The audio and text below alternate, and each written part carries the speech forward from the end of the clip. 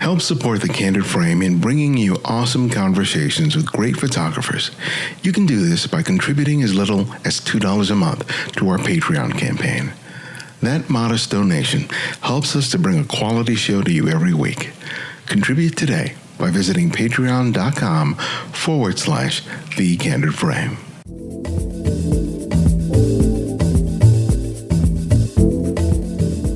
This is Ibarian X, and this is The Candid Frame.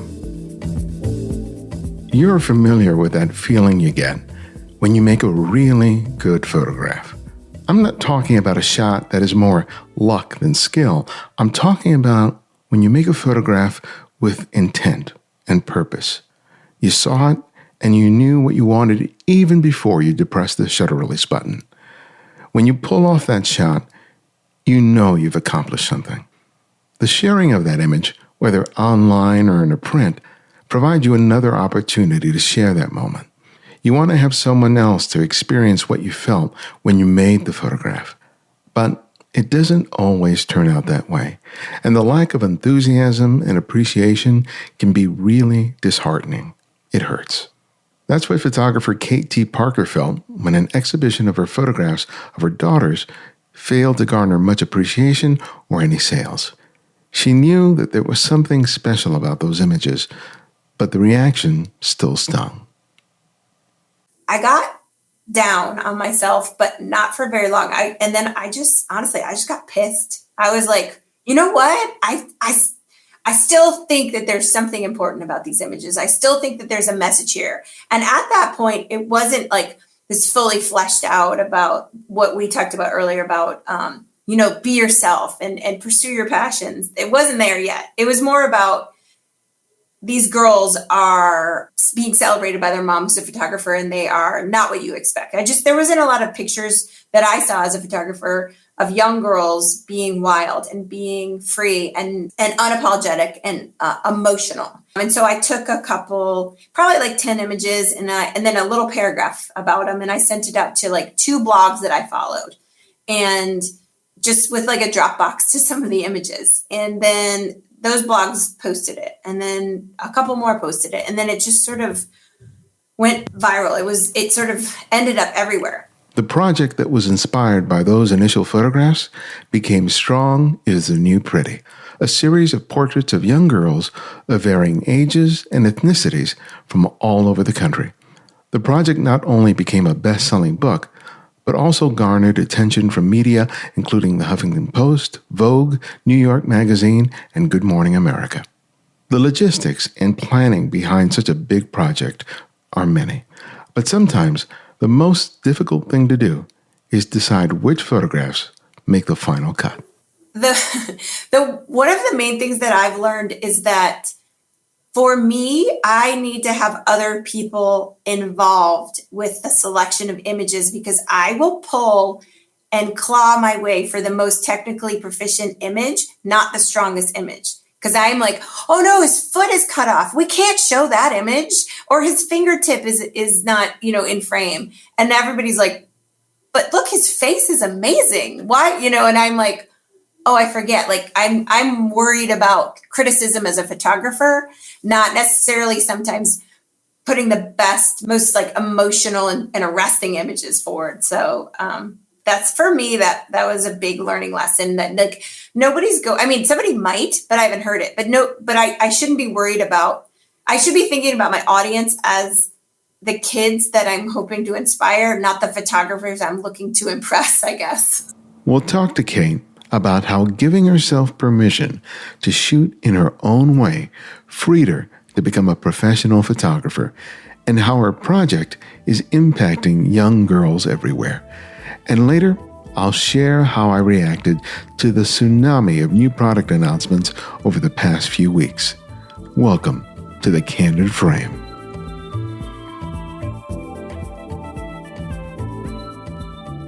Well, Kate, welcome to The Candid Frame.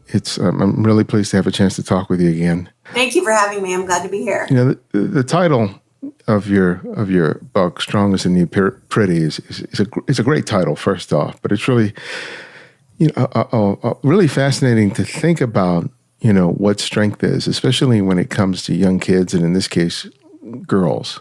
And part of what I get from looking through the book and looking at the images on your website is this whole idea that in terms of defining strength, part of it, at least from my take, and you can tell me whether you agree with this or not, is this idea of being comfortable with who you are and having the confidence to be able to believe in that and act on that.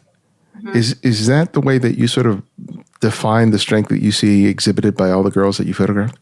Yeah, and that's exactly it, because strength exhibits itself in so many different ways, but the common thread in all of the girls that I shot and that I admire and that I was inspired by was that they were confident enough to be themselves and to pursue the passions that they particularly liked, not necessarily what the crowd liked. It's really, it's that strength of character and that confidence in self that we tend to lose, especially women and girls as we get older or go through puberty. That's something that really should be celebrated more. So that was what I was trying to do.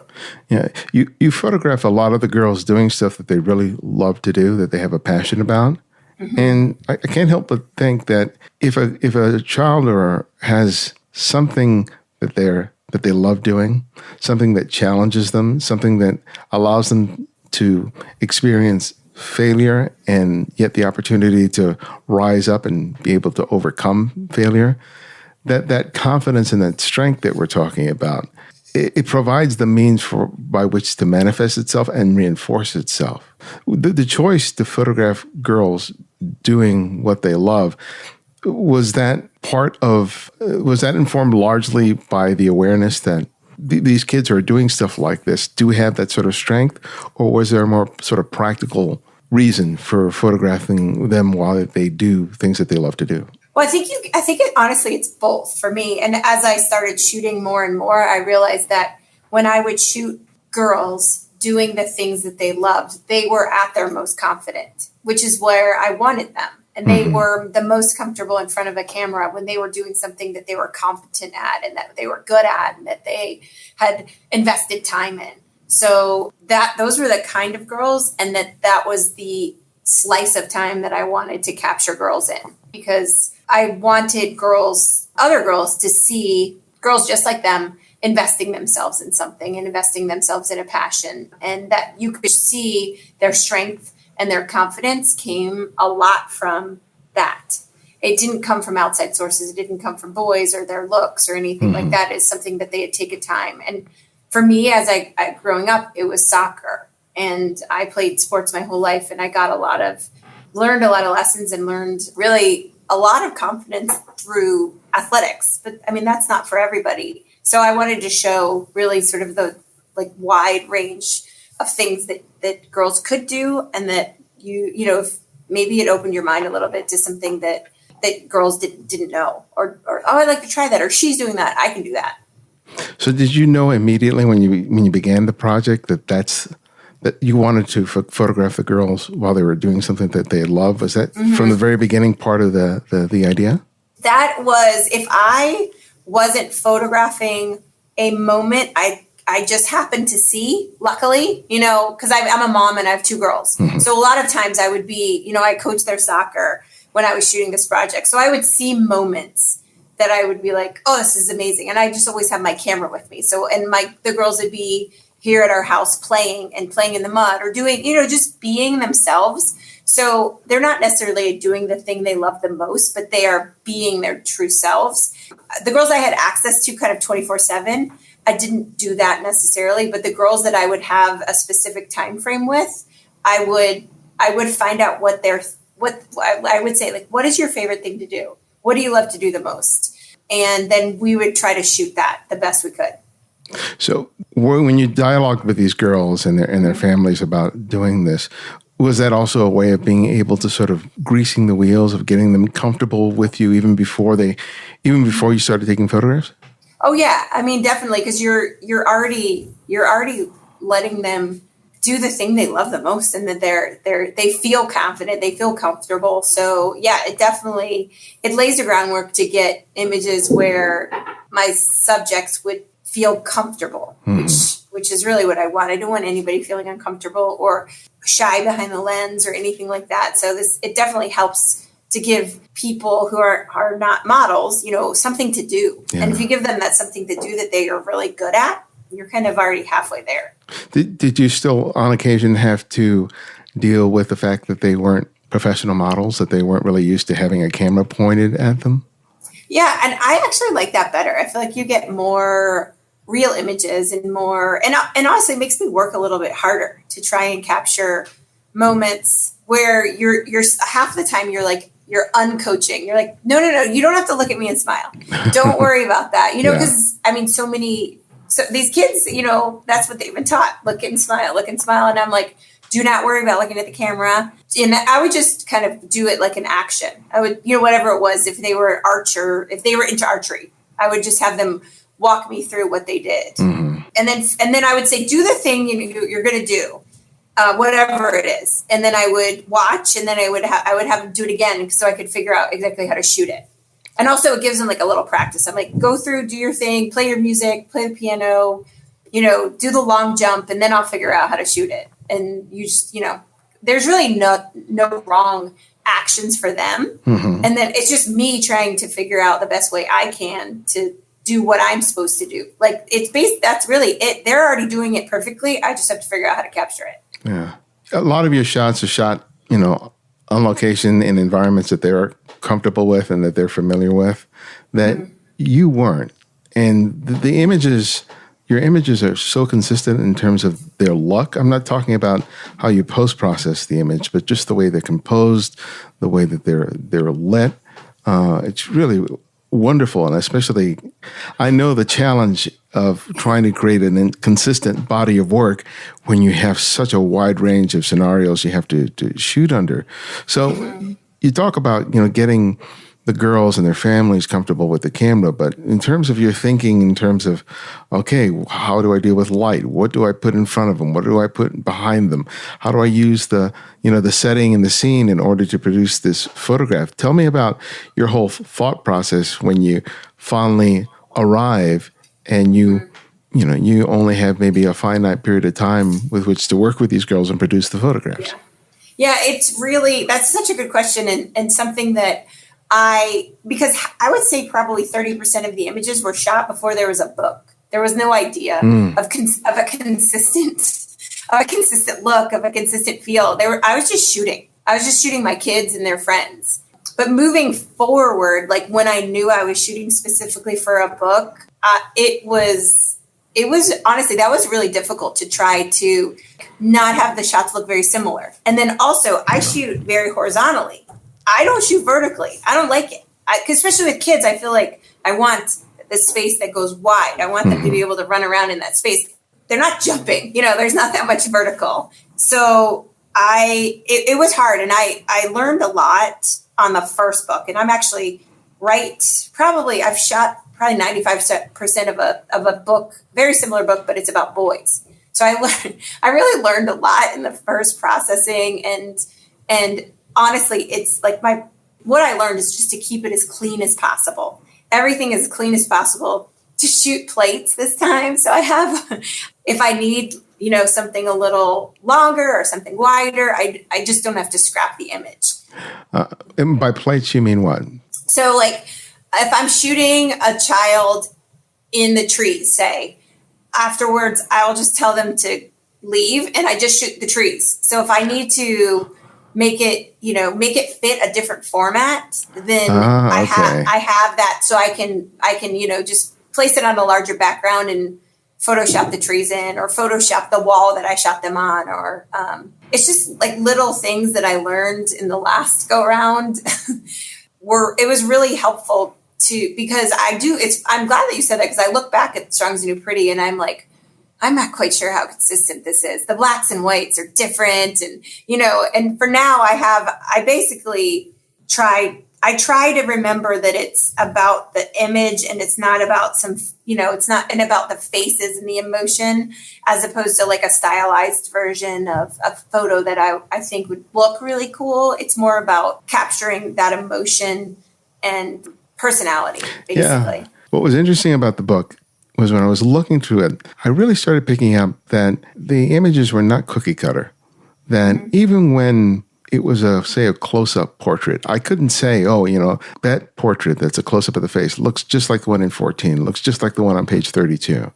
Right? That's good. I'm glad. No, because I know when I fall into that trap of, this works, let me do it again. Yes. Right. And when when the images aren't collected together in any form, no one picks up on it. But when you put it within the confines of a book or a portfolio or a website, it becomes glaringly obvious that you're repeating yourself. So it was really fascinating to look through your book and going, oh yeah, it's consistent in terms of the quality and the overall look, but in terms of what you were doing with respect to composition, what you were doing with expression, what you were doing with body language, I couldn't say that you were repeating yourself in an obvious way. Does that make sense? No, that's so good because I definitely have like my crutches of things I love to shoot and things that are a safe bet that I know are going to look good. But for me, especially with the book projects and these projects, it's really, I sort of let the individual dictate more to me than me to them. Yeah. Every personality is different. So, one of my favorite shots of like my kids is backlit and jumping and their hair is moving everywhere, but that's my kid's personality. That's not every kid's personality. So like if they are quiet or they're sort of more of an introvert, then we're not going to have you jumping outside screaming. But we'll do, it's sort of like letting the individual personalities try to as much as possible to shine through in each image. So I can rely on my crutches and my and sort of my go-tos in a way that is there, but also like just slightly changed a little bit to go with whoever that is or whatever we're shooting or, because I definitely do have my like, this is going to work and this is easy. Let's get this done. Yeah. The story about how this whole project got started is a fascinating one because it was propelled by a gallery show that didn't turn out exactly the way you had hoped. Why don't you tell us about that? Oh, sure. I was asked to be part of a gallery show here. I live in Atlanta. It was a really big deal to me. I was really excited. I spent a lot of time culling from like thousands and thousands of images to find 20 that told a story that was consistent, that looked good on a wall. And then I had them framed and I had them printed and framed, which is expensive for a photographer. And they were part of the show and not one single image sold. So I got down on myself, but not for very long. And then I just got pissed. I was like, you know what? I still think that there's something important about these images. I still think that there's a message here. And at that point, it wasn't like this fully fleshed out about what we talked about earlier about, be yourself and pursue your passions. It wasn't there yet. It was more about these girls are being celebrated by their mom who's a photographer and they are not what you expect. There wasn't a lot of pictures that I saw as a photographer of young girls being wild and being free and unapologetic and emotional. And so I took a couple, probably like 10 images and then a little paragraph about them. And I sent it out to like 2 blogs that I followed and just with like a Dropbox to some of the images. And then those blogs posted it. And then a couple more posted it. And then it just sort of went viral. It sort of ended up everywhere, which was not my initial like goal. And it was a really weird and jarring experience because then, it was on the Today Show and CNN and all these places. And there was all these interpretations of it that were not really honestly accurate or like, I was just the images themselves, I thought spoke for themselves, but then people put so much onto it that I was like, oh, I hadn't thought of that. Or no, that's not true. Or so from kind of all that attention, there was an opportunity through publishers to create a book. And I was like, aha, that's it. I can expand this because their initial reactions were, why are these girls angry? And what's wrong with letting your girl be a princess? And I was like, nothing. But I didn't show that in my images. If you want to be a princess and you like to dress up, that's totally fine with me. my girls aren't like that. And that's who I was shooting at the time. I wasn't shooting all kinds of girls. So I looked at the book as this really amazing opportunity to like expand that small project, because it was really just my kids and their friends, right, yeah, to all kinds of girls and all kinds of strength. Because I realized that even if I said it in the interviews, oh, it's about all kinds of girls, if I didn't show it, people didn't hear it. So I was like, you know what, you're right, I have to show this. So it was a good experience to have. And also I felt like it was like a second chance to do that project and send the message out there in the way that I really wanted it to be heard and not the way that it was interpreted. Yeah. So I was so thankful. It's fascinating that people looking at these pictures really struck a chord, both positive and negative, with respect to what people think girls should look like in photographs. Yes. And it just speaks Yeah. And then it's like an indictment of their daughter who does like pink and does like princesses if my daughter doesn't. And I was like, no. And I was like, no, not at all. But I didn't show it. So I had to show it. So did that kind of reaction influence your approach to the images as you started producing more and more photographs with a more diverse group of girls for the book? Definitely, because so much of the project, probably, like I said, like 30% was done, that the other 70%, I needed more diversity in all kinds of areas. I needed more economic diversity, more geographic diversity, more diversity in the kinds of girls that I was shooting, more diversity in their interests, because I wasn't shooting for anything but what was right around me, which is my two little girls who are, athletes and they play sports. And so it was not necessarily a challenge, but it was a challenge to myself to make sure that I captured that.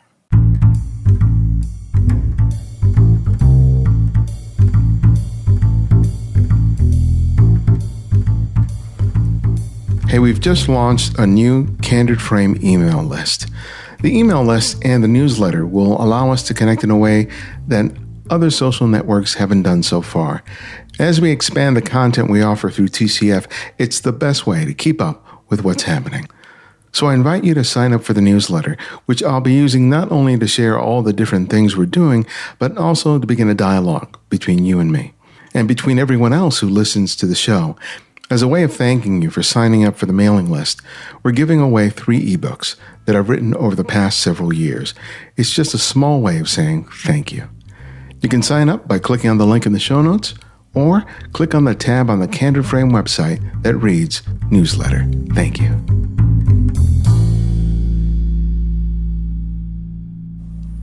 So as you expanded outside of home, how did you find these girls? How did you handle the logistics of traveling and finding subjects and coordinating and it's like my least favorite part of this so much because, like I said, I just finished the boys' book, doing the exact same thing for the boys' book. And so I shoot commercially. So anytime I travel for a commercial job or a speaking engagement, I will try to get kids in that city, just because I'm, as a parent, I try to maximize when I travel. So if I'm going to LA to shoot a job, I will tack on a day and I will put on social media, looking for boys or girls, whatever projects I'm shooting for this book. And then I'll put information about the book and then I'll put an email and I'll say, where I'm shooting, what time, or depending on how much time I have, if I can go to them or they can come to me, we'll try to figure something out. And I'll try to get 2 or 3 in each city, which is great. And then sometimes I'll make a special trip to go and just shoot specifically in a city and just lay out a couple days that I'm get 10 kids. So it just depends on how much travel I'm doing for work. Mm-hmm. And then if whenever I can work it in. When did the idea for the quotes come in? So I think that actually came when we were making the proposal for the book. So we put together a book proposal because it was a very interesting learning experience, like the process of making and creating a book. There was an auction where I think there was 10 publishers that were bidding on the book and you put together a proposal, which is like basically like a book. So all the images that I had, I put together and I was like, this is what I think the book will look like. And then so we started there. I was like, I wanted the girls' voices to be in there. It was not about me. It wasn't about what I thought necessarily. It was about what they thought and what they were doing and how they could inspire the girls that read the book. So it was always there from the beginning of the sort of the genesis of the book project. Well, that's a good position to be in, to have bidders, because most people dealing with the reverse, where they're just desperate for anyone just to look at the proposal, much less getting all these. I completely recognize that. And my literary agent is always like, your experience with books is not the norm at all. And I'm always like, is that normal? Is that normal? And he's like, no, none of that is normal. I'm so grateful and I'm really thankful. And honestly, I'm so thankful to be on. So I'm working on my third book right now. So I'm so thankful to have like the knowledge of the other two behind me to be like, oh, now I know what to expect. And I understand this process and I understand what is coming next. And I understand this deadline and that deadline. And when, you know, oh, you want me to go on a book tour? Like now I understand, I get it. It's because there's not a really, like I didn't learn it in photography, you know? So it's an interesting, it's like kind of have my feet in two different worlds. So what would you say is one of the bigger insights that you've had now working on your third book after the experience of the first two? The one of the main things that I've learned is that for me, I need to have other people involved with the selection of images because I will pull and claw my way for the most technically proficient image, not the strongest image. Because I'm like, oh no, his foot is cut off. We can't show that image. Or his fingertip is not, in frame. And everybody's like, but look, his face is amazing. Why, and I'm like, oh, I forget. Like I'm worried about criticism as a photographer, not necessarily sometimes putting the best, most emotional and arresting images forward. So that's for me, that was a big learning lesson that like somebody might, but I haven't heard it. But I shouldn't be worried about, I should be thinking about my audience as the kids that I'm hoping to inspire, not the photographers I'm looking to impress, I guess. Oh, you're speaking to the choir. Yeah. I go through the same thing. I'll go through this picture and I go, exactly what you said. Oh, I hear the criticism. Yes. Right? Yes. And this is like, well, then not. But how does it make you feel? And you're like, oh, yes, it makes me feel good or it makes me feel something. It doesn't matter those things. So that it's good to have my editors and the people that are not necessarily photographers involved with that sort of process. So since you had several different businesses that were interested in your book, what was the determining factor in you choosing the publisher that you did? Oh, that I really liked they were a smaller publisher and that their sort of bread and butter were gift books. I wanted a book that could be easily gifted to girls and that could be on your coffee table, but it was a beautiful book, but also it was not made to be a $50 coffee table book. I wanted it more accessible. So I'm with Workman Publishing and they do beautiful books and I've been very, very happy. Like I feel like for as little as I knew like 3 or 4 years ago when I decided to, go with their proposal, I was like, oh, I pat myself in the back because it was a great decision. Like I'm really happy with how the books have turned out and love my editor and I've been really happy there. I found your book and your calendar when I went to the pharmacy. Oh my gosh. I walked in the pharmacy and I went, what's this? And I started looking through it and they have it prominently displayed on the counter. That's so cool. And I was just like, oh, well, let me write down a note here. And I reached out to you. And I don't know if I would have picked up on it otherwise, because sometimes I'll go to the bookstore. But the thing is, the bookstore, there's so many books. And it's really hard to go figure out where to start. So, kudos to your publisher for getting in your books in sort of unusual places. Yes, they do. They that was also one of the things, and I didn't know this. My agent told me all of this stuff, that they have an amazing, like, I forget what it's called, but it's like the market where it's not a bookstore, like gift stores and unexpected places. They're very, very good at that, which I think it's just awesome because I don't know that everybody's walking into bookstores anymore, so it's nice to find it somewhere else. Yeah, with so many people going to like the Amazon and stuff, there's no real browsing happening. It's kind of like you kind of just go in there knowing what you're looking for. Yes. So that's how I shop. Yeah. What was interesting about you is that, as you said, you started photographing your kids. And then at some point you decided to try and go professional and make a living as a photographer. And I read in one of the interviews, which I thought was really interesting, is that the thing that sort of gave you permission to go professional was discovering that you could shoot the way you preferred to shoot rather than what you had imagined people expected professional photographers to shoot. Mm-hmm. So I love that, but flesh that out for me. Tell me more about that discovery and how it resulted in you being able to make a living as a photographer. Yeah, it was, and honestly, that's been every stage of my career as a photographer so I started shooting and I was like, maybe I can shoot for families and maybe somebody would pay me to shoot their family photos. And I was like, not doing it. I don't like what I mostly see.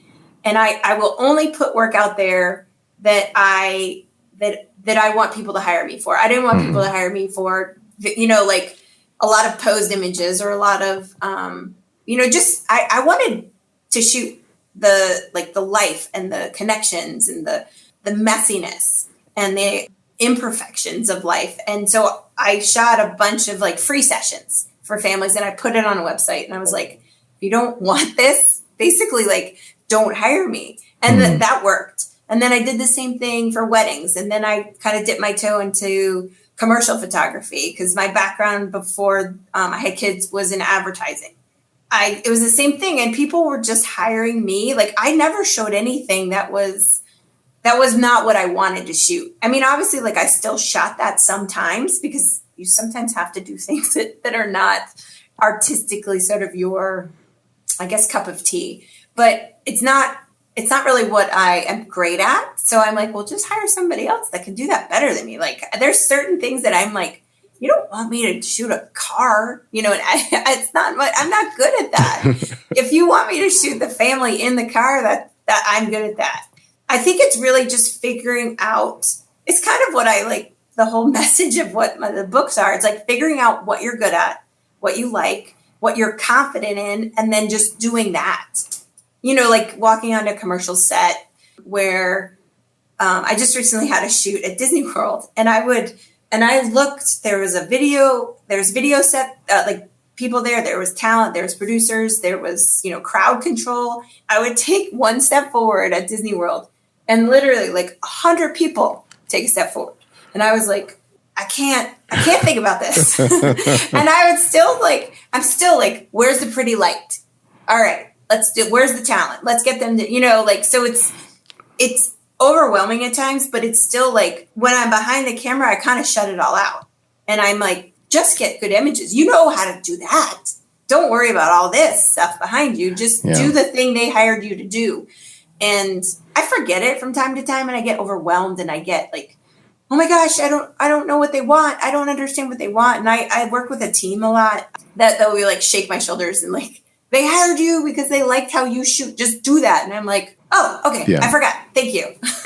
That is a lesson that I've had to relearn over and over again because it's easy to forget, especially when someone is paying you.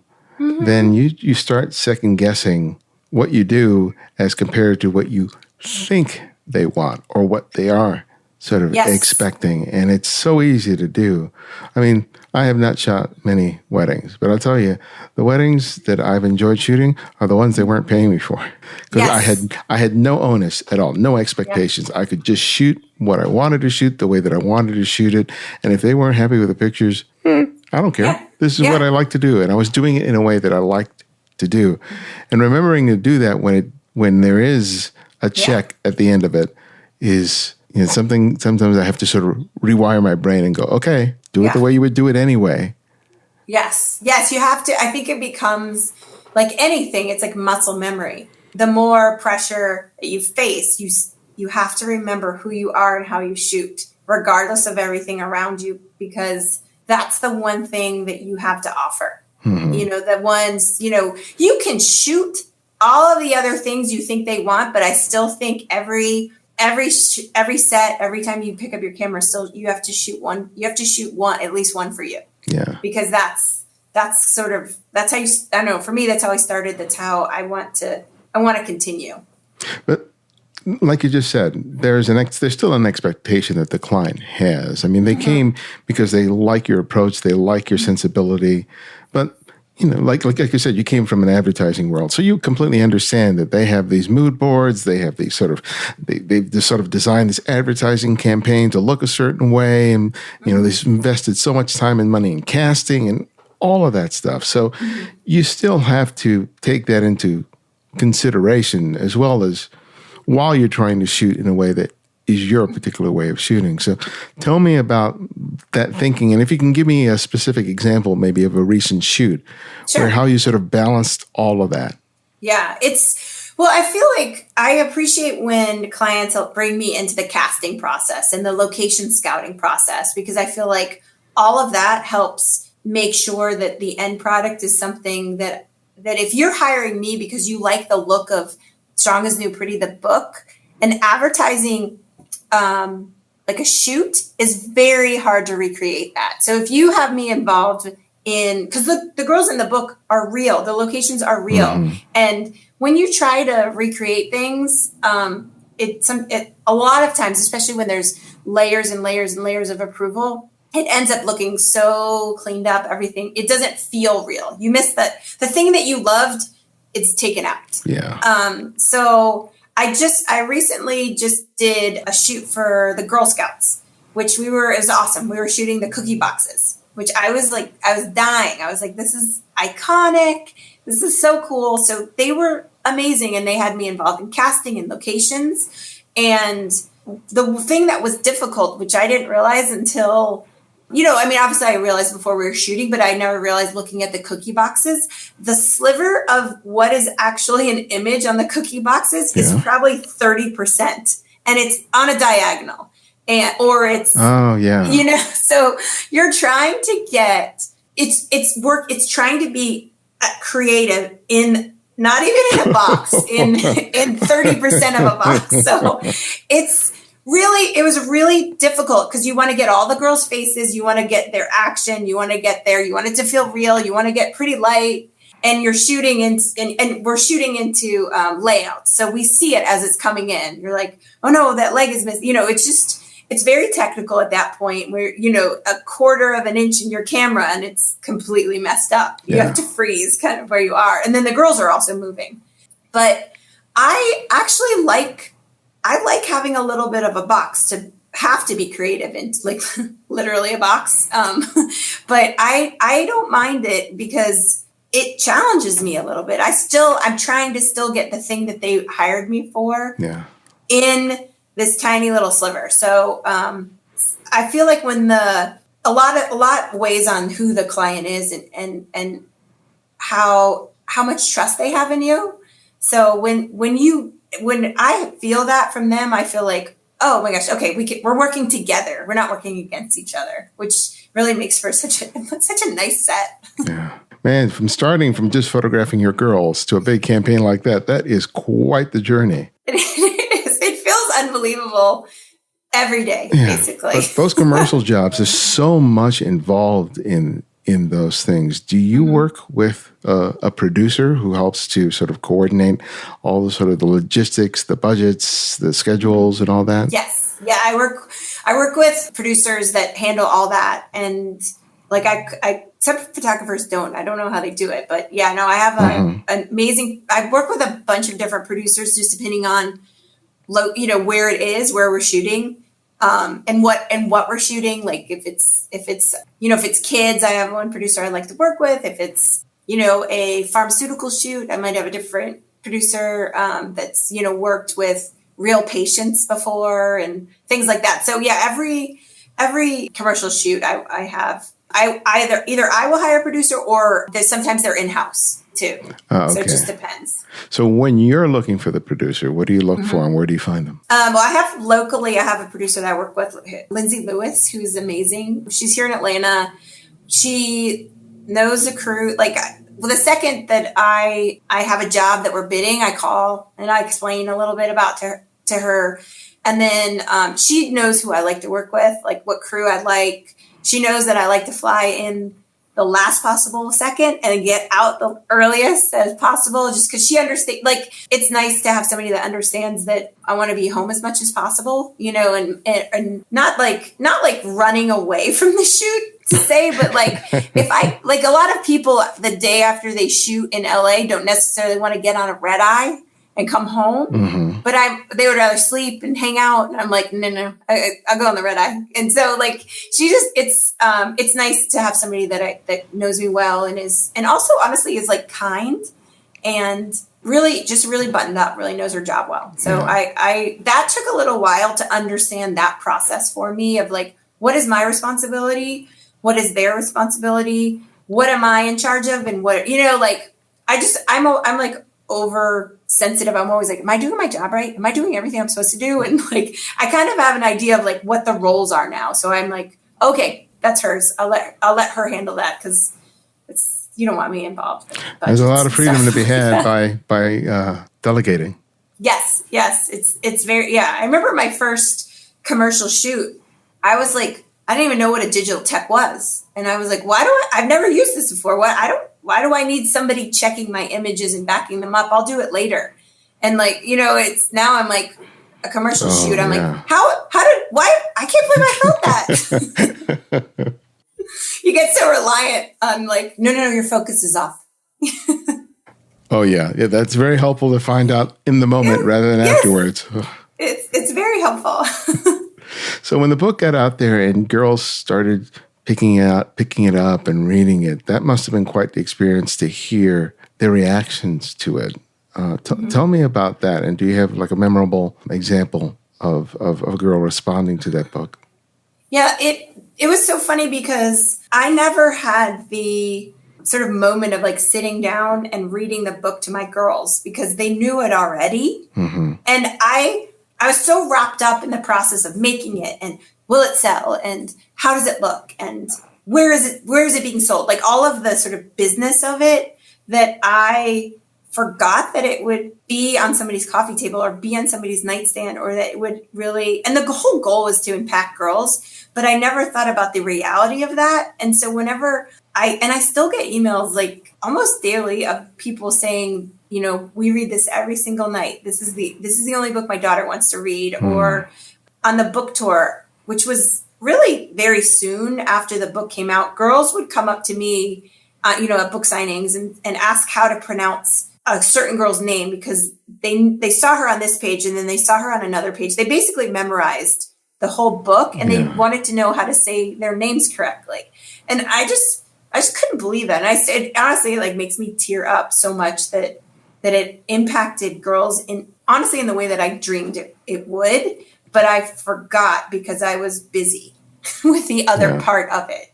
So it's now that the work of the book is kind of far behind because it came out like over a year and a half ago. So I'm so now I feel like I get to just enjoy that people are enjoying the book, which has been really beautiful. Like I'm so glad that people responded to it the way that I hoped so. Yeah, because I completely get that little girl who had memorized that book. Oh. Completely get her, because I didn't have that experience when I was that age. The first 2 books that I ever read where I saw myself in the book, it was Juno Diaz's Drown, and the other one was Raising Fences by Michael Datcher. And both of them I read in my, I think it was early 20s.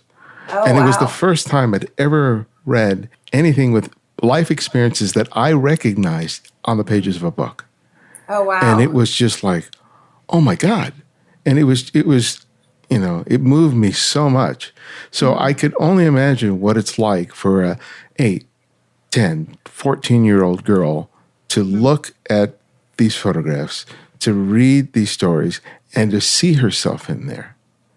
And to see it represented in such a beautiful way that it's affirming. So I think it's an incredible gift that you're giving, all these kids who get to see in the book, first the girls and now the boys in this upcoming book. I mean, it's really wonderful. I mean, wonderful is not the right word for it.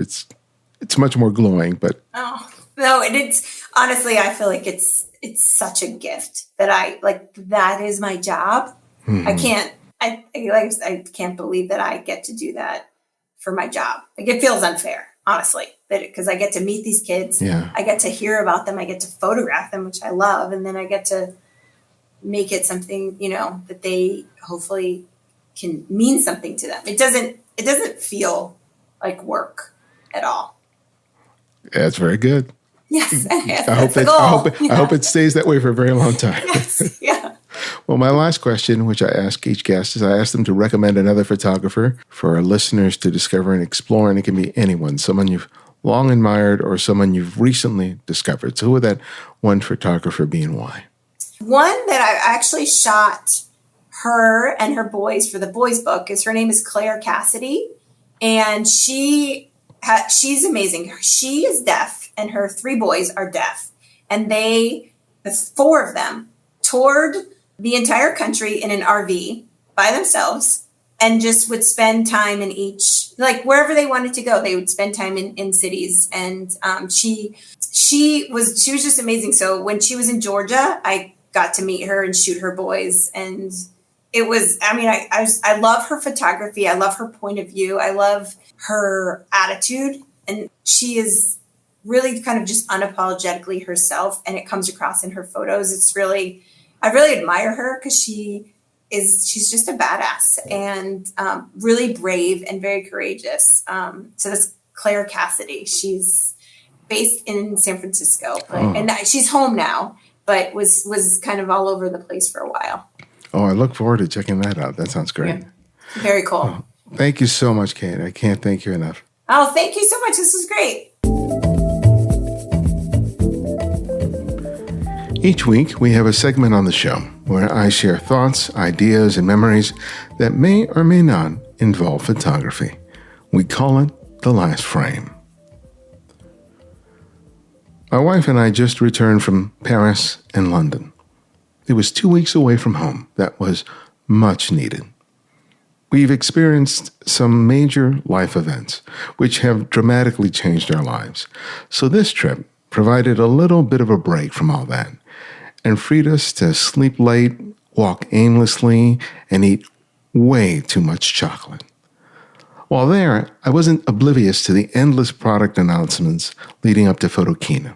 There were new cameras, new lenses, updated software, a huge mirrorless war was declared, and everybody was picking sides and taking no prisoners. Every blogger and YouTuber was in this mad race to get their content online as soon as possible to garner their share of audience. Though I tried to resist it, I have to admit to being lured into a lot of that content, curious to discover the one product that would rule them all, at least for this year.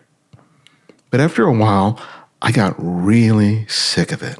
It all became this endless repetition of specifications, features, and super sexy product shots. Few people had actually had any real time with these products, but you wouldn't know that looking at all the online chatter, where opinions were as abundant as Halloween candy. Products that likely took years to design and fabricate were praised or criticized only minutes after having been officially announced. It was like a reality TV drama like The Bachelor, where it's all about who will he choose, except that in this case, there are no steamy kisses, surprise betrayals, and no hot tub. Thankfully, I had a choice. I could sit at my laptop and watch another hour of videos, or I could make photographs on the streets of Paris. Guess which one I chose. But it made me think about all those times when I'm home faced with a similar choice. How many times have I chosen to cuddle up with my laptop to watch yet another video or read another blog entry rather than picking up my camera and going out and make photographs? I mean, I have a lot of excuses as to why I don't always make that choice. Sometimes after working a long day, it's just so much easier to make the lazier choice and just fall back into the cushions of my couch and click away. I make the excuse that I don't want to get in the car or drive or contend with traffic, or that there might not be any good light, or that I have some things on my to-do list that I could check off if I just decide to work a few more hours after dinner. I realized how weak those excuses are while I was out there making photographs in Paris. I was having so much fun chasing the light, challenging my way of seeing. It was really wonderful. Yes, I know, I was in Paris, but it wasn't the architecture or the food or the wine or the people that inspired me. It was just simply being out there and looking at what the light was doing.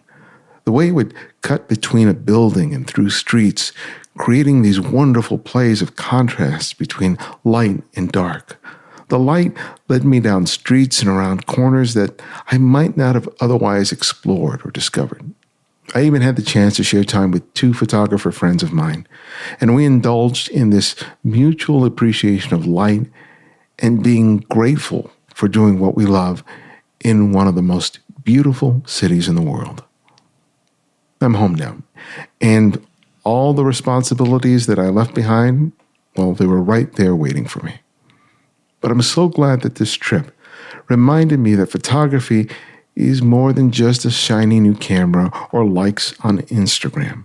Photography can be that little push that reminds me that life is meant to be lived.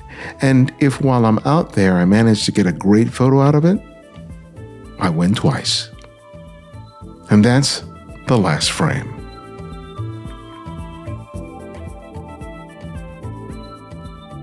Thanks to Kate for spending time with us. To find out more about Kate and her work, visit kateparker.com. And if you order her book or calendar, please use our Amazon affiliate link, as we receive a small commission for buying through us. And I'm going to be in New York on the weekend of October 13th, and I'm conducting a small, intimate workshop that Saturday. I'm limiting it to only 4 people. It's a little bit of an experiment that I'm trying, and it should be a whole lot of fun. The workshop is not listed on my site, and you'll only know about it if you are a listener to the show. It's just $399, and if you're interested, email me directly at info@thecandidframe.com.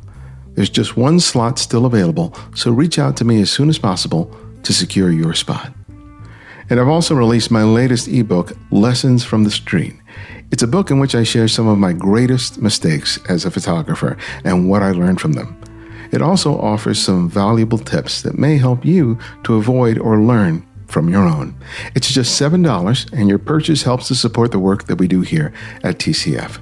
You'll find a link to purchase it on the website or in the show notes. And my follow-up to my first book, Chasing the Light, is now becoming available. You can order and download the ebook right now, or place a pre-order for the softcover, which comes out in December.